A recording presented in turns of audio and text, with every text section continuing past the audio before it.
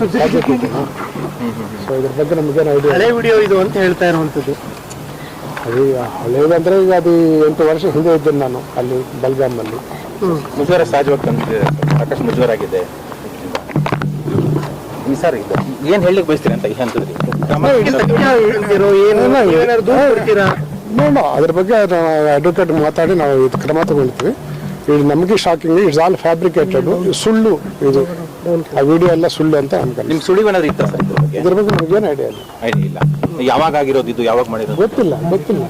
ಆಗಿದ್ರೆ ನನಗೆ ಗೊತ್ತಾಗಲ್ಲ. ಇದ್ರ ಬಗ್ಗೆ ತನಿಖೆ ಆಗ್ಬೇಕಂತೀರಾ? ತನಿಖೆ ಆಗ್ಬೇಕು. ಗೃಹ ಸಚಿವರನ್ನ ಭೇಟಿ ಮಾಡಕ್ಕೆ ಬಂದಿದ್ದೀರಾ ಸರ್? ಏನು ಹೇಳಲಿಕ್ಕೆ ಬಯಸ್ತೀರಾ ಅವ್ರಿಗೆ?